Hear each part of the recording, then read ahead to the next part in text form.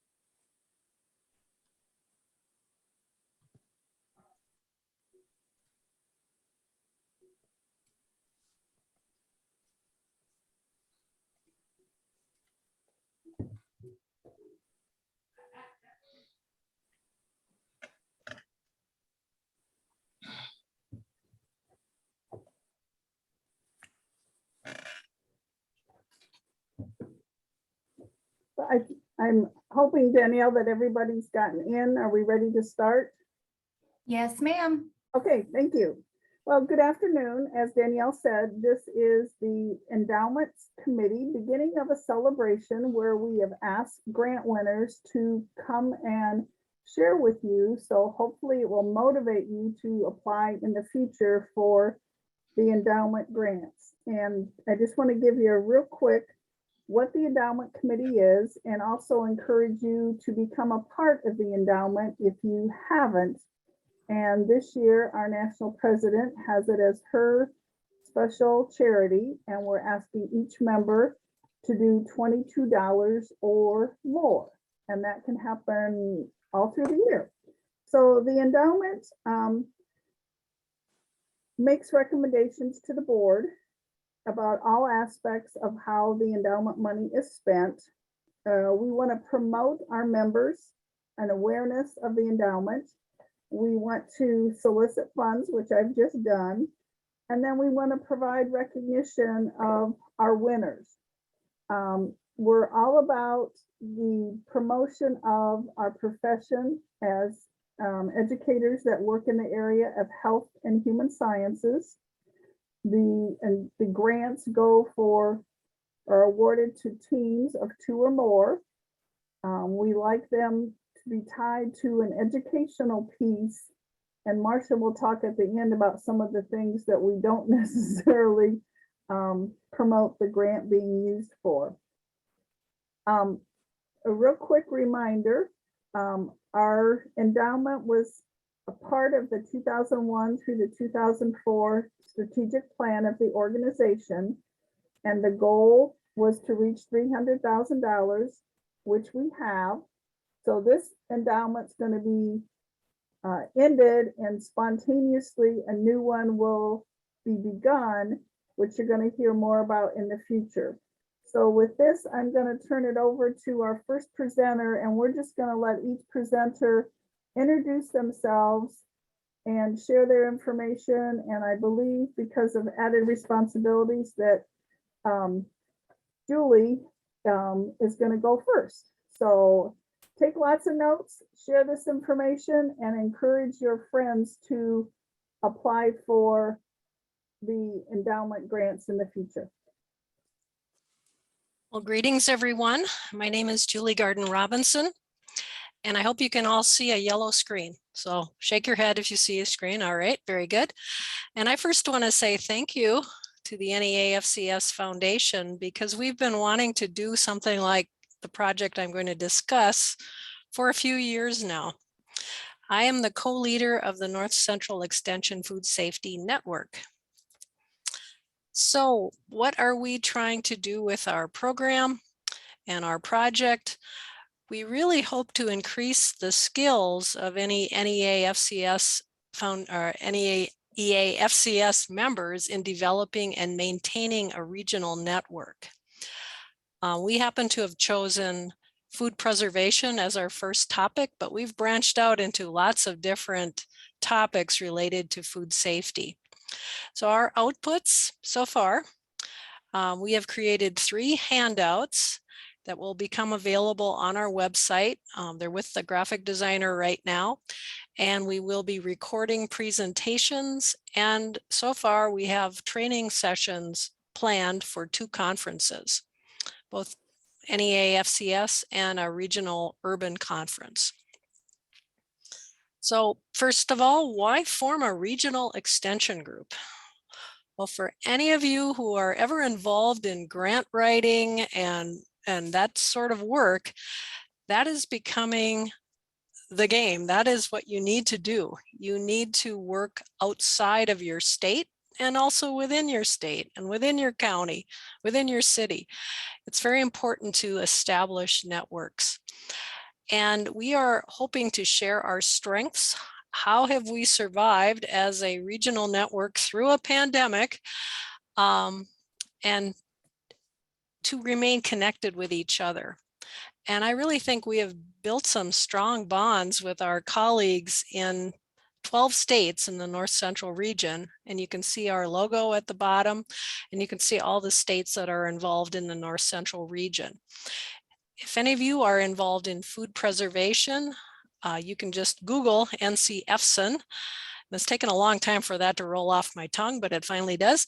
But Google that and you'll see food preservation materials from all of these states, plus some things that we have created just for our unit, such as jars and lids. That's our newest publication, because during the pandemic, there was a shortage of both of those items. So why form one? Continued. For mutual support, for mentorship. We have people at all levels of their career. We've had several people retire. We've had some people just start. And we are there to support each other. We're there to help people grow as they work in the area of food and nutrition, as our topic, as I mentioned. And this also gives us flexibility in responding to consumers or even businesses. I spend quite a lot of my time working with small businesses. I'm from North Dakota. We have a cottage food law that sometimes is confusing for people. So this network has allowed me more flexibility. If I get a question I've never had, I just reach out to my colleagues across those 12 states. And we've also begun some professional collaborations on projects, and we have had some grant funding, and I have some things that are in the pool for potential funding down the way. They've helped me with our Field to Fork webinars. So there's a lot of good reason to really get to know people, and NEAFCS is a great way to meet people from lots of states. So here are some tips. This is actually from our first fact sheet, and we will have 3 fact sheets, as I mentioned. So start. Someone's got to start. Someone's got to be the spark plug, and try to find 2 to 4 others. And we happen to have had the luxury to have our program leaders fund us to go to Chicago for our first meeting back in 2016. So the goal of our group was to have at least 1 member from each of the states in our region. You don't have to go that big right away. Maybe you want to work with 1 state, but decide who will be your leadership team. And we have found that having dual leadership works very well. So my co-leader is Shannon Coleman, who's from Iowa State. So as I mentioned, we started all this at a regional extension conference back in 2016. So we've been in existence for 6 years, and now we have a rotating system to keep membership continuing during new hires and during retirements. And again, this dual leadership, not having one person in charge, because there's a lot to keep monthly meetings rolling, having agendas and all these sorts of things. We found that it was very valuable. Shannon is better at technology than I am, so she manages our Box account. That's what we use. I'm more adept with Google, but it has helped to have two of us and sharing the duties of who is going to run the meeting and those sorts of things. When we started, we would have a monthly meeting for our group. Well, then we split off into 3 separate units. So that one is more with food entrepreneurship, one's general food safety, and one is food preservation. And then we have the overall group. So it just helps us with managing a lot of people, because we have a lot of people involved now. And then the next topic is what is our topic going to be? And where do the members have the most expertise? And what's the demand? Figure out what's important. And what was really interesting, we had this group already, and then the pandemic came upon us, and people were gardening and they were preserving foods, and they were doing really strange things as they preserved their foods. So we had this big group that could put out social media and put out fact sheets and help each other as we got a lot of questions. And then find a topic that's motivating. And I will add, I didn't say this at the beginning, but what I'm sharing with you is the result of a qualitative study that we did, and we've published parts of it already, but we actually interviewed people from all of our states and heard from them directly all the answers to the things that I'm telling you, like, why did we choose food preservation? What is motivating? Why do you keep coming to these meetings? This, we have lots of meetings to go to, but why is this one important enough to attend? So again, we landed on food safety and food preservation because it impacts our daily life. It has potential application in commercial operations, and it also has several subcategories. And as I talked about, we have branched into more food entrepreneurship. And one of our subgroups this summer, you can watch for it, we'll announce it, but we are doing a general food safety topic, and part of it will be on outdoor eating and food safety during the summer. And then it also really taught us how important food safety is, especially during the pandemic. And just helping people manage their food when sometimes things were not available. So this is a reference if you want to read 2021. It was just published recently, and it's in our Journal of NEAFCS on page 93. So you can check that out and you can learn a lot more, and you can see some of the names you might mention in the list. And there is my contact information and my direct phone line. So if anyone has questions for me, please ask. We have brought in people from other regions who have observed how we handle regional collaboratives. And so we're trying to get these set up in all of the quadrants of the United States. So it'd be ideal if there was a food safety consortium like we have in all 4 regions. And that is what I have for you. Do I have time to answer any questions? Sure, that would be fine if we have any.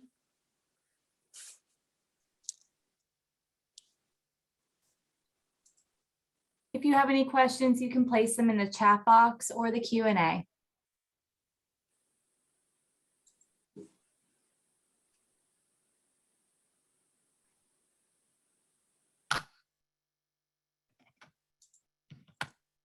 All right, well, please feel free to reach out. I have to go to another meeting right now, but you have my name and my email, so please reach out if you have questions. Great, thank you, Julie. I think Brenda is up next. So Brenda, if you want to switch over. Sure. My name is Brenda Schmidt, and I'm with Iowa State University Extension and Outreach. I am a field specialist, and we applied for the money to be used for professional development in the area of technology. probably close to 20 years ago, maybe 18 years ago, when Adobe Connect was the big thing that we used for doing online classes. We did a lot of in-house training so that everybody knew like best practices. We knew, let's see, so that we were all on the same page. We had etiquette, and we one of the best practices was that there are two people that are always co-teaching together, because you can have internet go out, you can have technology issues, and then there's always somebody there to pick up and continue and run with the program and not leave everybody in a room waiting for somebody to return and tell them what happened. So in recent years, then we flipped over to Zoom. And then since then, shortly before COVID hit, we were trying to get everybody in human sciences to get trained again, mostly because we had so much turnover. We had a lot of new employees that had not gone through the training that was provided, the in-house training that was provided. And so we were looking to get everybody trained. When you have new individuals that come on board, they're kind of drinking from a fire hydrant, and they are trying to go to trainings and go to national conferences and just get a good grounding in the work that we do. And so being able to tap into this grant money and use that to pay for the professional development of individuals so that they would have the same base knowledge on how to work remotely as the rest of the staff had. That's how we utilize that, the grant money. We had 10 people that we encouraged to take the class. And the class that I'm going to hit in the chat box there, I have 2 links that I've put in. And the extension program is out of Utah State, and Iowa State has become an affiliate of this program, the remote work certificate course.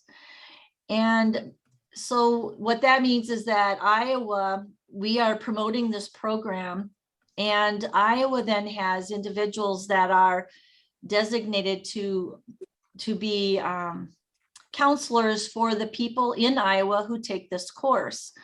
And so you cannot see the chat. I will let maybe Marcia, if you can. We'll help with that. Thank you. So this remote work certificate course is a month-long class. It takes approximately 30 hours of time to complete it. And when you're done, you get a certificate. Utah has done a very good job of working with business and industries across the nation that are very much hiring remote workers. And so then with Iowa, then our coordinators for this program will meet with the individuals who have completed the class. We can do one-on-one career coaching and help those individuals find work. The other benefit in having everybody take this training within Iowa State that with human sciences is that when you've taken the course, it enables you to better promote the course.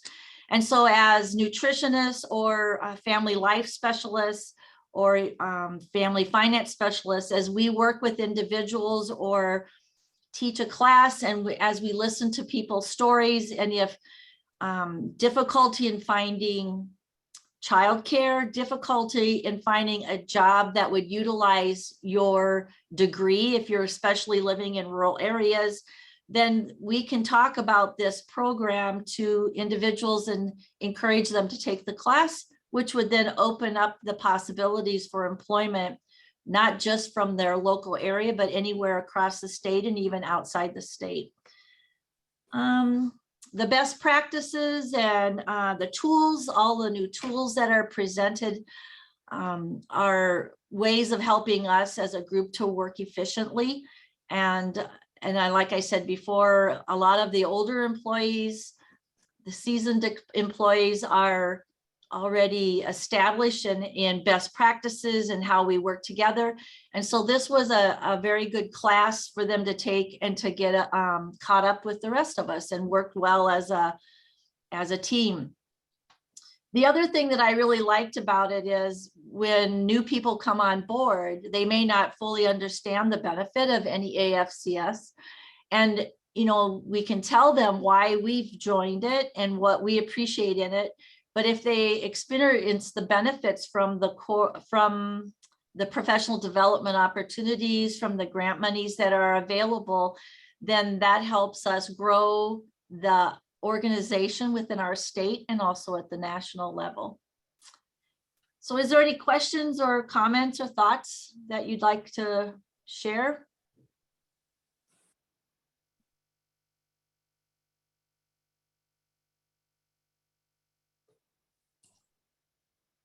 If not, then I guess next up would be Margaret.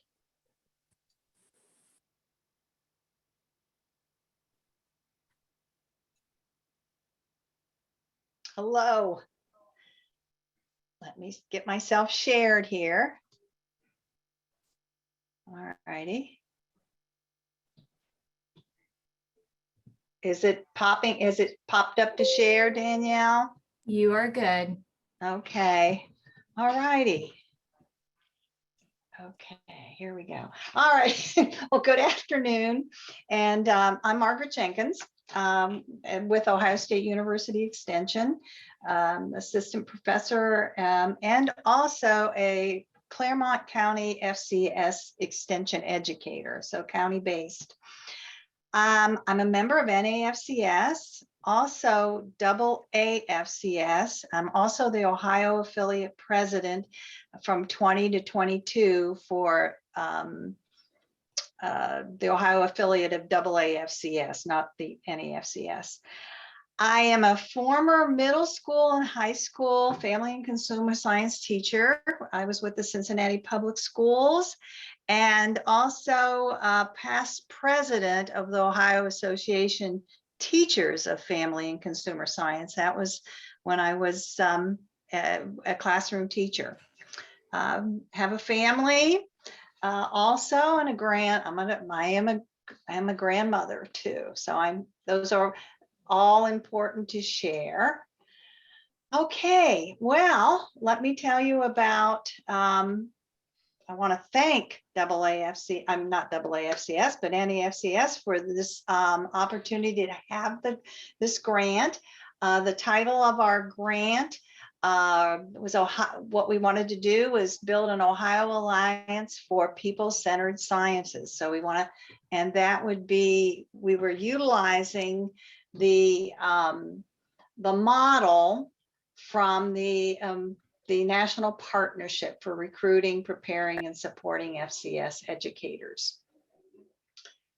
The proposal, what they were looking for when we were applying for it were innovative ideas that would benefit NEAFCS and its members and promote the profession of family and consumer sciences in some designated areas. And the designated areas that ours focus on are leadership, professional development, and public issues. Okay. Well, here's who we were pulling together in Ohio to build this Ohio Alliance. As I said above, we have the AAFCS, and then we have an Ohio affiliate of that. And of course, there's NEAFCS. And an important factor about NEAFCS, it's the Ohio Extension Association for Family and Consumer Science. We're all part of a division of a larger group, JSEP. And then when we move over to kind of look at what's happening with another practice setting, the K-12 practice setting. Oops, I went forward, don't I? the practice setting for the teachers of the K-12, or actually pre-K-12, we have the Ohio Association of Teachers of Family and Consumer Sciences, and then they are an affiliate of the American Career Technical Association. So it's a kind of like a similar umbrella above as we have with NEAFCS. And then another entity involved with the teacher group is there's the Future Career Leaders of America, Family Career Leaders of a Community Leaders of America, and then we have an Ohio Association. So these are all the players in Ohio that have been working with this particular topic. I wanted to pull together, I think this is kind of an interesting piece too, is how many people are we talking about that are members of these Ohio organizations? So we have the extension group. We're a little under 100 employees there. We're in the 60, 80, 70 range, someplace in there. Now, I know with the Ohio Association of Teachers in Family and Consumer Science, I pulled up our membership today to see what it actually was today. And active members, 69. And then when we kind of look at the membership and the organization of the teachers, believe it or not, there are quite a few teachers in Ohio for family and consumer science spread across the state. I think I'm getting at numbers in the thousands, 1,000 or more. However, the membership of the teachers in the professional group for that is again very similar, maybe 120 members. So those are important to see because of what our goal was. We're building an alliance with the purpose of recruiting and supporting our profession. Okay, let me go on here. All right, now a point I'd like to share here is that with the we started actually, you'll see or if you remember that the grant was awarded in 21. However, I have on here August, starting the dates of August of 20. And what happened in Ohio was that we became aware that there was some work to make financial literacy a high school graduation requirement in Ohio.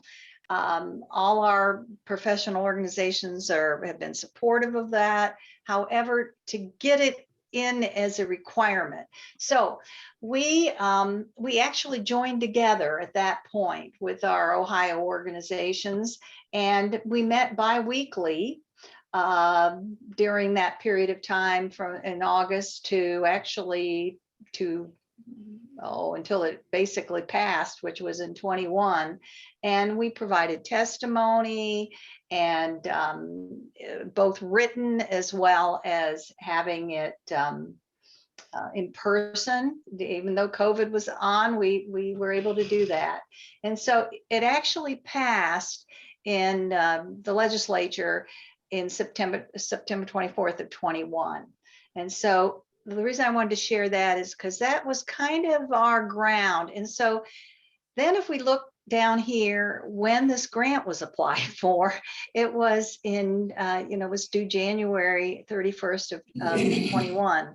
So what happened there was we had been, talking for about 6 months pretty closely. And so the opportunity became available for this grant. So we wrote it up there were 13 key personnel involved in it, and we did become funded. So then, which we're thankful for. Well, remember we were in the middle of this kind of pandemic, and so we didn't have, we had to have virtual conferences. So the Ohio Association, part of the partnership was that there was some in-kind dollars put in for so we could use from the platform from FCCLA in Ohio, and we put on a virtual conference. And this is the link to it. And Danielle and I were testing these links They are active, but I'm going to just keep on going through, and we can come back and look at those if you'd like. But this particular link will show us what we did during that virtual conference when we put it on, and it was an OAFCS conference at that point. Then later, April through July, what was happening there is the individual organizations were meeting their leadership, and 5 concurrent sessions occurred at and were presented at the August, and I'm going to click it, of 2021. There were 5 sessions that our extension professionals provided for the teachers. This is the teachers, their summer conference, the NEAFCS conference. They had it in person as well as virtual, but most of it was virtual. I mean, it was heavy virtual at that time. And so also an important piece that happened at that meeting in August of 21, we explored, we had a meeting and we explored further what is Ohio's Alliance for People-Centered Scientists. Yes, the grant was written, there were leadership individuals involved, but you have to spread it out and get the knowledge base out. And so we had a meeting with more individuals at their conference, and decided, it came out with it, that we definitely wanted to continue forming and working on our alliance. So it followed up with when each of the organizations went back to their individual membership.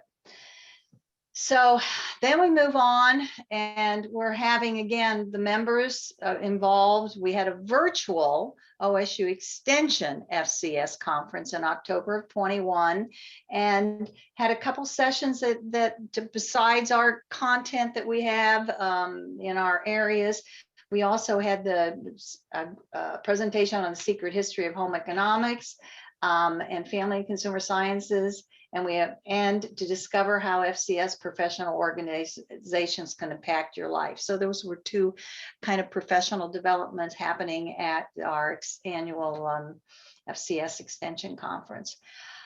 Our next piece that we had done, Pat Brinkman and myself at pre-conference last year, virtual NEAFCS, we presented a pre-conference forum, and there is a link, it is active, and you can listen to those individuals as we talked and shared what was happening in Ohio. We had invited other states to be involved too. Georgia, Kentucky were also sharing how they were working together with their professional organizations. At the end of December, we came up with a goal statement last year to offer a combined Ohio FCA state conference in August of 22. So we are working on that now. And how did we get there? Well, January and February, our individual affiliates were all having their individual meetings and planning strategies. Then March 1st, we did have a virtual OAFCS in 2022 again. Notice that these are at no cost, last year's and this year's for the OAFCS. And then we do have that also as a link. And I can share this PowerPoint. You'd have these links and you could see what those agendas look like or ask questions. Okay, here's where we are now. April to July, we're working on planning this particularly, and we're working to planning together now. And when you start bringing together leadership from these 3 organizations, I have to say it is a work of art because it's challenging to get people's calendars together, and teachers, extension, and then also the OAFCS folks. Now, we're working toward August 1st and 2nd. We're going to be having a combined FCS state affiliate meeting. We're under the umbrella, and I'm going to try to see if I can pull this one up and pull this off, get rid of the laser pointer. and click here. And I'm going to hope it goes. All right. So this is the posting for that particular summer conference. And we are coming under the umbrella of the Ohio Association of Teachers of Family and Consumer Science, but we are working together on this, the affiliates. And they have, August is the time that it works best to have the K-12 teachers on board. So it's the beginning of August, and you'll see that we've got the three organizations here, and there is a recognizing the fact that we're all working together with our registration.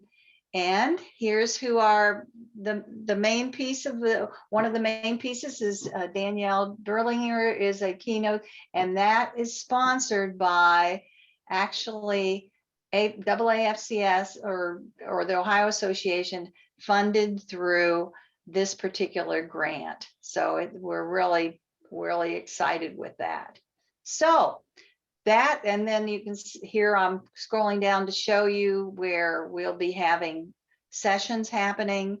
And we are actually, and it doesn't show up on here right now, but we are also having we're at this meeting, we're working to put together, to bring in the higher ed teachers. We're working on invitation to bring all the who we can with higher ed to have a kind of like a forum on what can be done at the higher ed level to promote family and consumer sciences. So that is, now I need to get back to the PowerPoint. Okay, is it back up? Yes. Okay, all right. All right. So again, this was funded through NEFA, USDA, and all the organizations, NEAFCS, AAFC. I think there's 17 others that work together to try to promote. This is a visual that we had put together kind of to show what we're doing, into a little talking poster for, there were 26 agencies that started talking about this in 06, and then where we are with it in 21. So that is here's my contact information. Getting back with me, and then what questions might you have?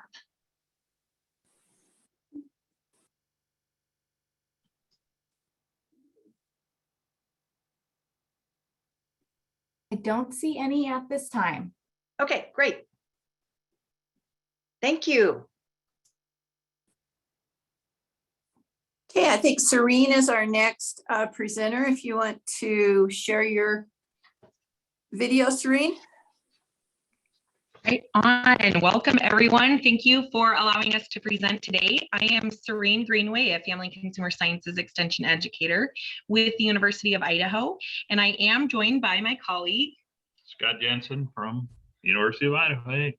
And so Scott is a livestock and range educator in Owyhee County. We are located in the same county together, but obviously very different program areas. And then for our specific Idaho Smoking and Grilling Train the Trainer that we established with our NEAFCS Endowment Award, we also partnered with Sean Clough. We'll share how we brought him in, but he is from Grub and Barbecue, which is a catering company, and we'll share how he factors into our program. So our program really is encompassing a cross-discipline collaboration. So when we talk about the family and consumer sciences piece, there's so many different aspects that we can bring in. However, the true focus is that food safety component. As you can see from the picture up at the top, we really emphasize the need to use that thermometer when you are doing that protein, that meat preparation. And then Scott. My interest in it all is meat science, and where does that fit into the whole smoking and grilling component of having a good time. And so with that, as I shared, we both really wanted to emphasize our program expertise as we're bringing that to our program participants. And so the food safety component, we do under a trimming demonstration, there is the discussion of that consumer decision at the retailer and how that factors into some of your pricing.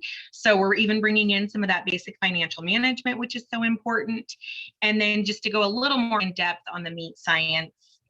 So my part of that is just a real focus on kind of the science behind meat, what makes it good, the quality grades, the tenderness, palatability, how all of that is affected. And then add that to that food safety component of what is the degree of doneness, how does that affect the palatability?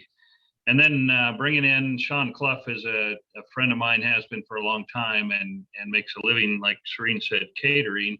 And he's one of the best meat cooks that I know. And so he does a great job of demonstrating and sharing his experience and knowledge, and just adds a lot to the program. So we're super lucky that we were able to partner together. We are located in the same county, but then we brought in that other expertise that has really enhanced the program offering for our participants.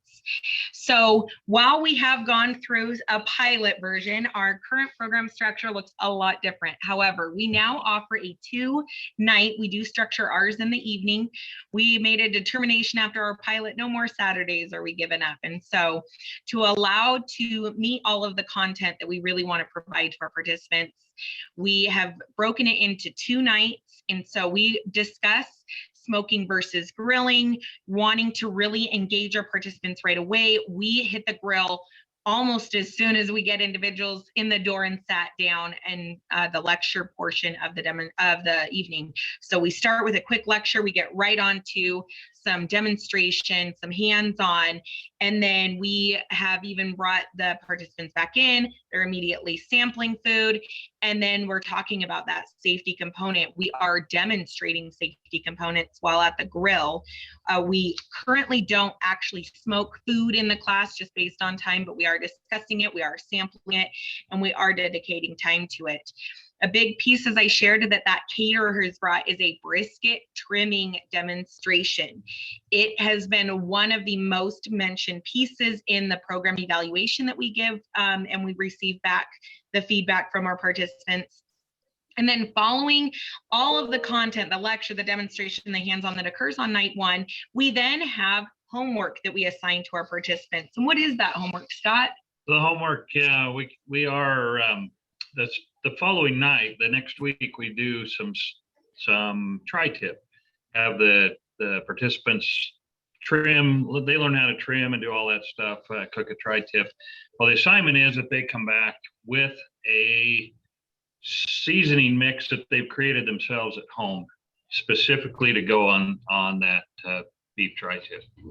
And this is, again, we're trying to enhance that educational piece, the lecture that we're including. We're talking about seasonings. They have that opportunity on the first night to practice with that. And now we're trying to encourage them continue the education that you're receiving and actually implement it. So then when they come back that second night, and we've actually switched this up because we just offered a program recently, but we do some more brisket cutting demonstration. We do sampling. We kind of switched that up recently to try it out.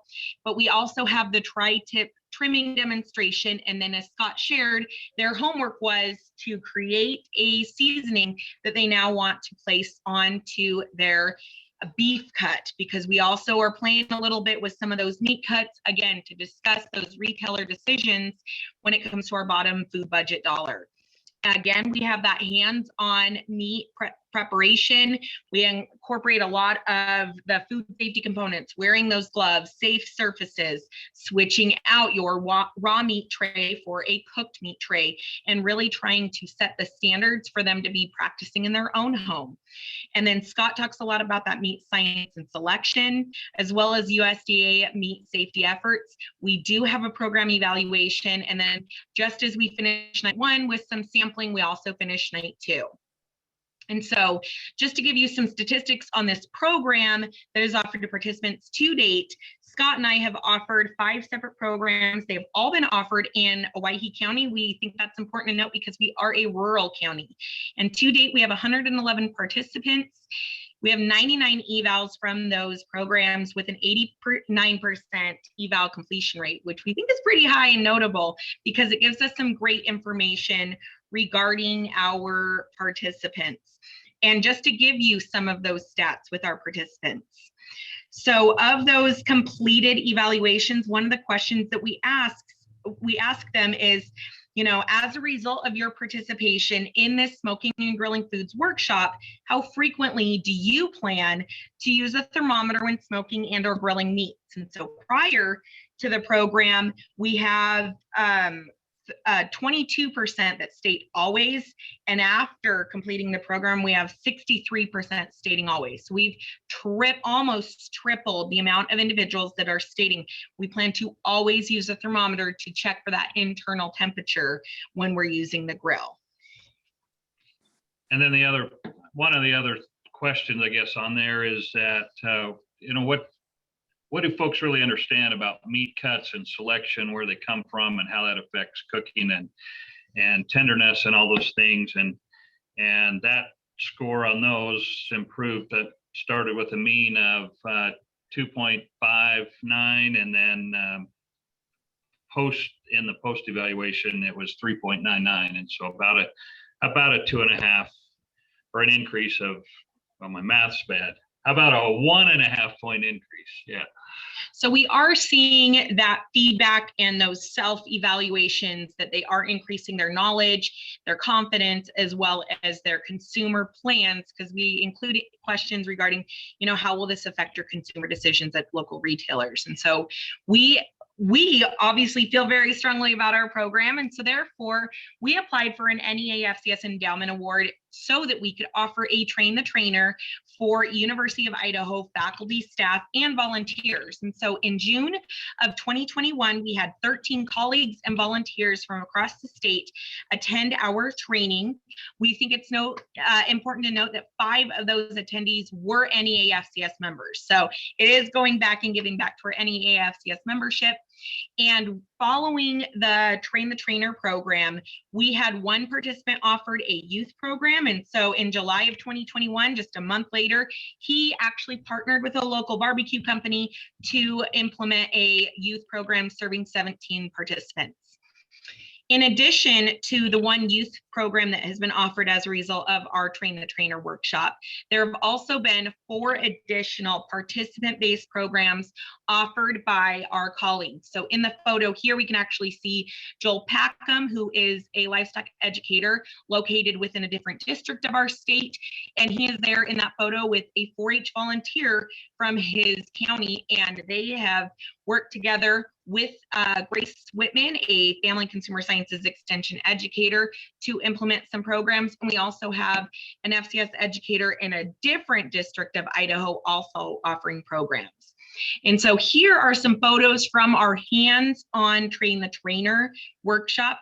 We did structure a 1-day Train the Trainer, but it was really taking those 2 one-nights that we provide to our program participants and putting our colleagues and volunteers through that process, because we wanted them to experience what we are creating for our program participants. And so with that, you can see that they're seasoning, they're at the grill, they're using those thermometers, they're using tongs, they're practicing safety, they're using gloves, wearing those aprons. And so we're really trying to structure it so that they would be equipped with the experience, the knowledge, and the capacity to go back to their county and know what to expect from a training for participants with smoking and grilling and hands-on. Because as I shared, the first pilot that Scott and I ever offered in November of 2019 looks a lot different than what we have offered. And so the Train the Trainer workshop really allowed us to provide those teachings or the learnings that we have had through this program. And so some of the pieces that our Train the Trainer participants received were the marketing flyer that we use. We have a marketing strategy where we try to teach it as a 2-for-1 special. Scott and I frequently, he says we disagree. I say we discuss a difference in price points for our workshop to be offered to our participants. And so we have settled on a mutual agreement that we do offer it. There's a set rate for an individual registering. There's a set rate if 2 individuals are registering together. And we think that that does enhance the amount of registrants that we have. And we do know that other sites that are offering the smoking and grilling foods workshop also follow a 2-for-1 option. And that is how there are a lot of individuals, maybe 2 gentlemen come together for, a learning to grill, but we have found that quite frequently individuals are treating it as a date night. So we are receiving 2 individuals from the same household, maybe some that are in the kitchen practicing food safety, maybe some that are out at the grill not practicing food safety. Now we have them both in the room, and we're trying to encourage that knowledge and encourage that confidence in both aspects that are really key to this food preparation method. We also provided the Train the Trainer participants with program agendas, with our PowerPoints that we use in our program. We also have developed some handouts. One thing that was really key as we've offered our program is a Ice Rub profile sheet.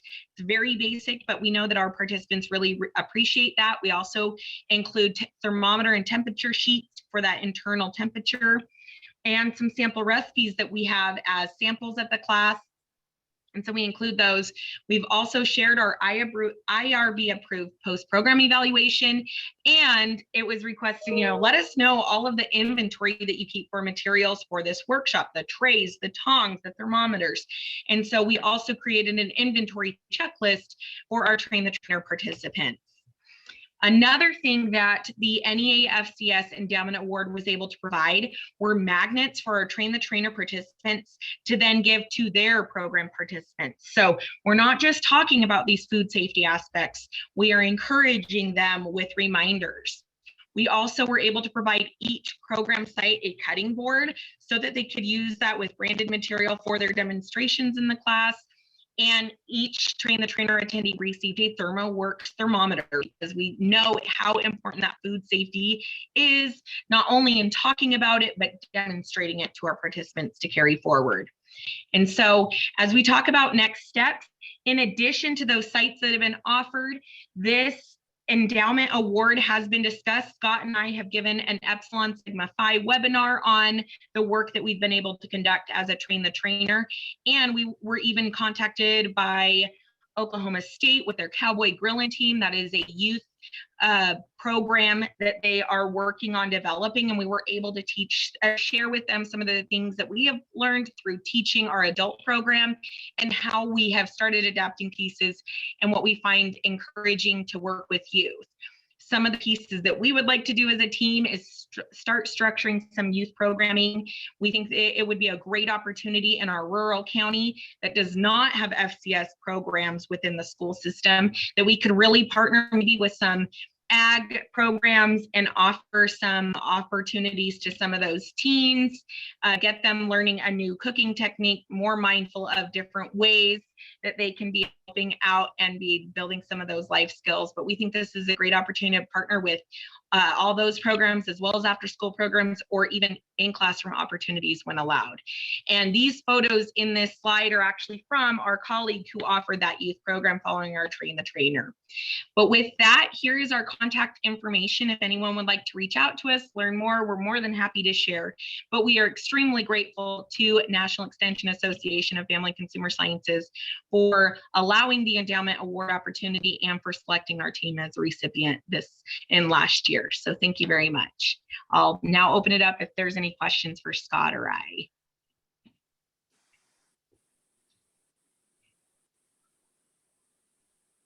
Okay, thank you, Serena. And I know they have your contact information if they would like to get a hold of you. And I know you would be very happy to share any information and to,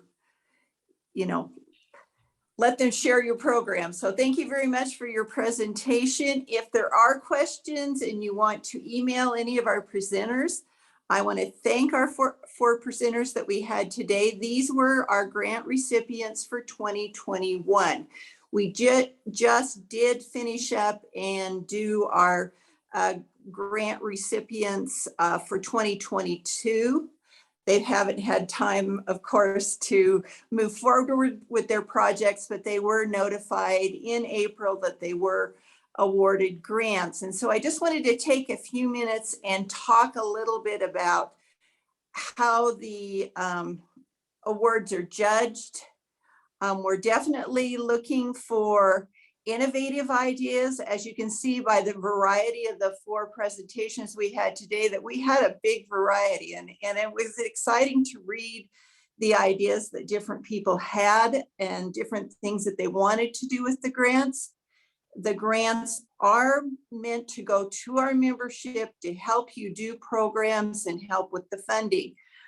We really want to raise the visibility of FCS and of NEAFCS with these grants. We want to address current issues. The committee, as they judge them, very much are looking at groups that are going to be providing educational materials that can be shared across the country.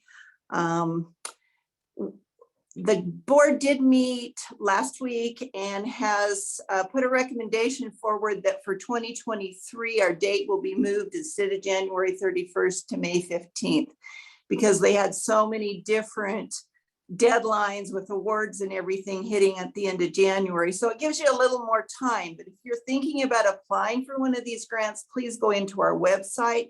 You will see all the specifics of what you will need to do.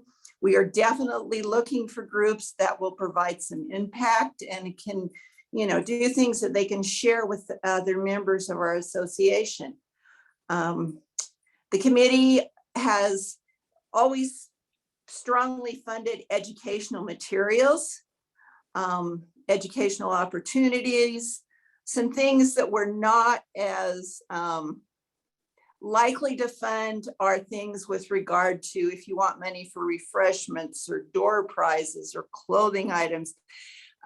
Also, this is not a grant that you can apply for as a salary supplement, and you'll see that in the specifics as you go through the grant. So if that's the type of a grant you really need, is something to supplement your salary, this is not the grant. But as you can see from our 4 projects that were presented today, there's a huge variety of things that are possible. It's just up to what will really work for you.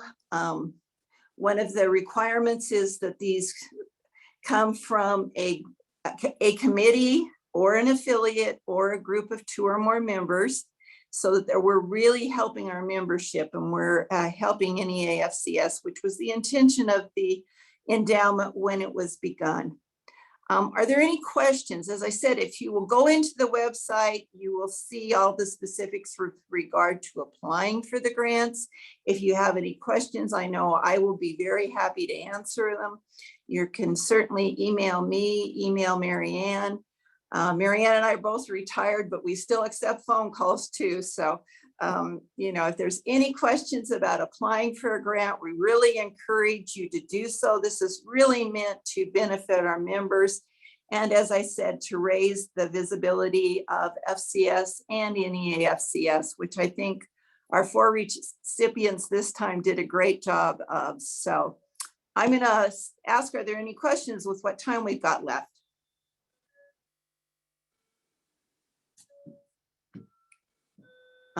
Marianne, any comments?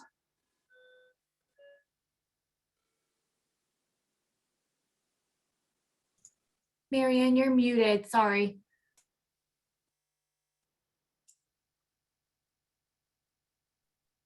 Okay, real quick. Want to thank everybody. Also encourage you to attend annual session. Also encourage you to participate in the endowment. It's 22 or more. And I know money is tight and all those kinds of things, but it's an investment in yourself. And that was a piece that I shared when I was national president, and I still strongly believe in that. So if you haven't participated in the endowment, now is a great time. And these were just 4 great programs, but now I'm really hungry for some beef. I want something grilled for supper. You'll have to come to Idaho. Yeah, I have to come to Idaho. All right, we'll get that done, friend. Well, thank you, everyone, and a special thank you to our 4 presenters. We really appreciate you sharing your information. Hopefully it gave our participants some ideas of projects or programs that they would like to submit an application for. So if there aren't any other questions, I think we will go ahead and close, and thank you all. And also thanks to Danielle and the staff there. Thank you.